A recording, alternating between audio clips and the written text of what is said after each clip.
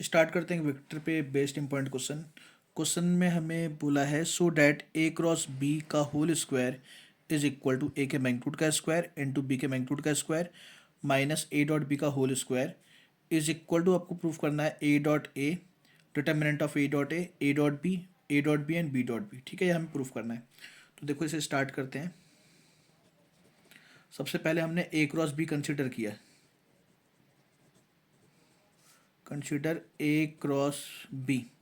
भाई A cross B का formula होता है ए का मैग्नीट्यूड बी का मैग्नीट्यूड इनटू साइन थीटा। ठीक है, अब इसका स्क्वायर है तो इस पर स्क्वायर कर दो। ए क्रॉस बी का स्क्वायर इज इक्वल टू, यहाँ पे स्क्वायर करेंगे तो आएगा ए के मैग्नीट्यूड का स्क्वायर, बी के मैग्नीट्यूड का स्क्वायर और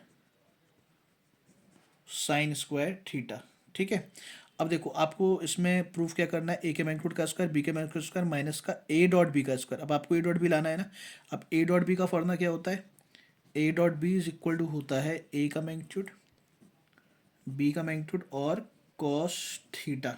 ठीक है, तो कॉस लाने के लिए, साइन को कॉस में कन्वर्ट करने के लिए हम फॉर्मूला यूज़ करेंगे कि साइन स्क्वायर थीटा क्या होता है, 1 - कॉस स्क्वायर थीटा। ठीक है जी, अब इसकी मल्टीप्लाई करेंगे तो आएगा ए के मैग्नीट्यूड का स्क्वायर बी के मैग्नीट्यूड का स्क्वायर माइनस ए के मैग्नीट्यूड का स्क्वायर बी के मैग्नीट्यूड का स्क्वायर इनटू में कॉस स्क्वायर थीटा। ठीक है, अब इसको ये ए के मैग्नीट्यूड का स्क्वायर बी के मैग्नीट्यूड का स्क्वायर ऐसा कैसा ही, इसको हम लिख सकते हैं ए का मैग्नीट्यूड बी का मैग्नीट्यूड कॉस थीटा का होल स्क्वायर। ठीक है, अब ये फॉर्मूला बन गया ए डॉट बी, तो इसकी जगह पे हम लोग ए डॉट बी लिख सकते हैं। तो ए के मैग्नीट्यूड का स्क्वायर बी के मैग्नीट्यूड का square minus A dot B का होल स्क्वायर। तो ए क्रॉस बी का whole square is equal to, पहला आपके पास प्रूफ हो गया। ठीक है जी, इसको आप इक्वेशन फर्स्ट लेट कर लें। ठीक है, अब देखो इस डिटरमिनेंट को सॉल्व करते हैं।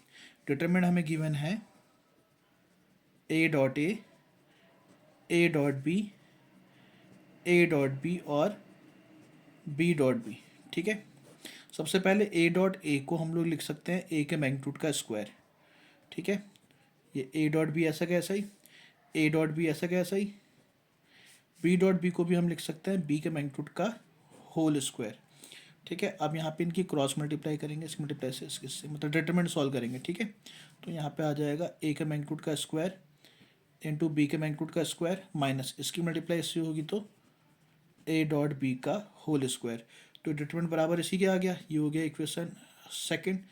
तो by equation first and second, देखो ए क्रॉस बी का होल स्क्वायर इसके है और ये इक्वल टू इसके है, तो इसलिए ये तीनों वैल्यू आपस में क्या हो गई, इक्वल हो गई।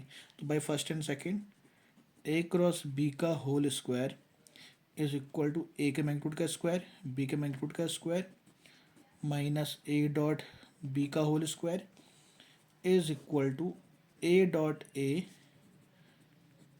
Dot B, A dot B और बी डॉट बी का डिटरमिनेंट। ये इसके इक्वल प्रूफ हो गया। ठीक है जी।